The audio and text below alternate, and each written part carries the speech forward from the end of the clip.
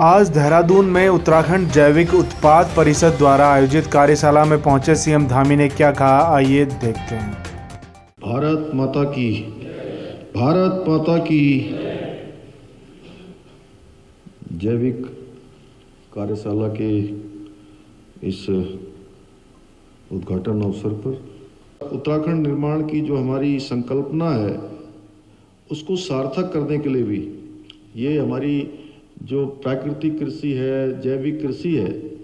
ये एक उत्कृष्ट माध्यम बनेगा। और वैसे भी हमारे ऊपर भगवान की बड़ी कृपा है कि हमारे यहाँ पर जहाँ एक लंबा भूभाग हमारा वनों से आच्छादित है, 71% भूभाग हमारा वनों से आच्छादित है, नदियों से आच्छादित है, पर्वतों से आच्छादित है। और ऐसे कृषि के काम करने के लिए जो हमारे पास कृषि भूमि है वह भी प्राकृतिक रूप से हमें प्राप्त है। और इस भूमि की जो नैसर्गिक जो उसका सौंदर्य है, एक विशिष्ट प्राकृतिक संसाधन है, इसे हम जैविकीय उत्पादन के क्षेत्र में एक महाशक्ति के रूप में या मैं कहूँ एक बड़ा स्ट्रक्चर खड़ा करने की हम क्षमता रखते हैं। भाइयों बहनों,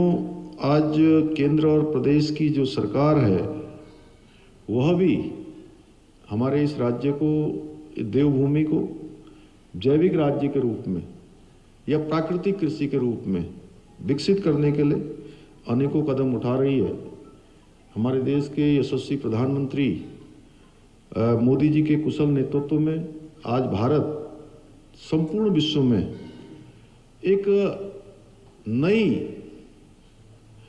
शक्ति के रूप में उभर रहा है और एक ऐसा वैश्विक भारत की पहचान बन रही है कि हर मंचों पर आज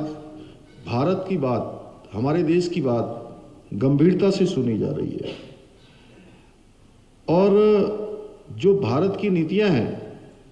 संपूर्ण विश्व आज कहीं ना कहीं हमारी नीतियों की सराहना कर रहा है। आदरणीय प्रधानमंत्री मोदी जी के नेतृत्व में आज भारत का किसान भी प्रगति के मार्ग पर अग्रसर है, क्योंकि उन्होंने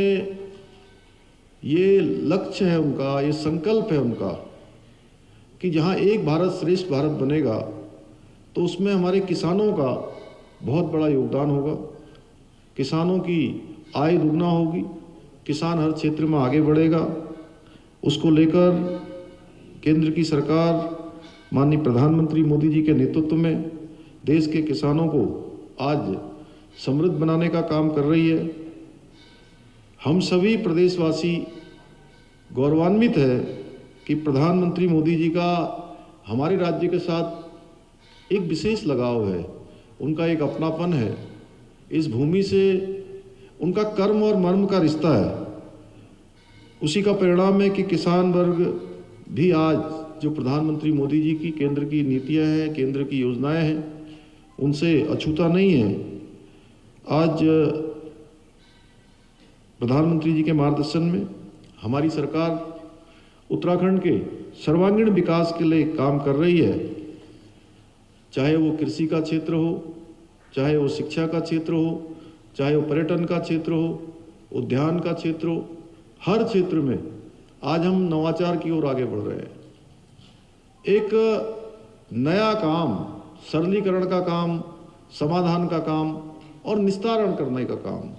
ये हमने अपनी कार्य संस्कृति में इसको समूल रूप से लाने का एक प्रयास प्रारंभ किया है। भाइयों बहनों, इसके साथ साथ सरलीकरण के साथ साथ हमने यह भी प्रयास किया है कि प्रदेश के अंदर पारदर्शिता हो, प्रदेश हमारा भ्रष्टाचार मुक्त हो, प्रदेश हमारा तमाम प्रकार की जो हमारी कमियां हैं उन कमियों से पार पाए, उससे आगे निकले। उसके लिए हमें समय समय पर कुछ सख्त और कठोर कदम भी हम उठा रहे हैं और ये आप सबके भरोसे के कारण से हम इसको आगे बढ़ा पा रहे हैं, इसको आगे कर पा रहे हैं। कुछ शुरुआती दिनों में जरूर हमको संघर्ष भी करना पड़ रहा है, प्रयास भी करने पड़ रहे हैं, लेकिन हम संकल्प लेकर आगे बढ़ रहे हैं कि जितना भी जो भी प्रदेश के लिए अच्छा काम होना है, प्रदेश के लिए अच्छी नीतियां लानी है, प्रदेश के लिए नए फैसले लेने हैं, हम प्रदेश के हित में उन सभी को लेने का काम कर रहे हैं। अभी कृषि मंत्री जी ने यहाँ पर बताया कि पहले 1-2%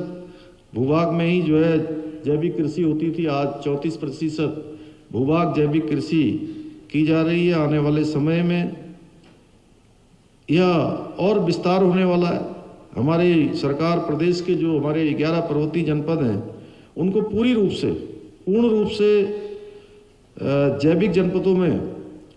परिवर्तित करने के लिए, प्राकृतिक रूप से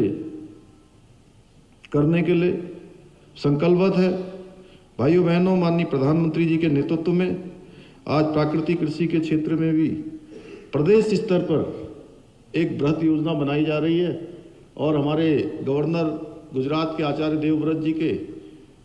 निर्देशन में हमारे बहुत सारे कृषक बंधु कुरुक्षेत्र में जाकर वहाँ भी प्राकृतिक कृषि का भी प्रशिक्षण ले रहे हैं। आज प्रदेश के अंदर 6400 हेक्टेयर क्षेत्र में प्राकृतिक कृषि की कार्य योजना को स्वीकृत किया जा चुका है। हमारी सरकार कृषि के क्षेत्र में कार्य करने वाले राज्य के युवाओं को अनेक योजनाओं के माध्यम से उनके प्रोत्साहन के लिए, उनके सहयोग के लिए जुड़ी हुई है। आज के अवसर पर मैं आप सभी को बहुत बधाई देते हुए और माननीय प्रधानमंत्री जी की जो तमाम कृषकों के लिए योजनाएं हैं, उन योजनाओं को पूरी तरह से संकल्पबद्ध होकर उनको प्राथमिकता के आधार पर हम राज्य के अंदर संचालित करेंगे, क्योंकि ये जो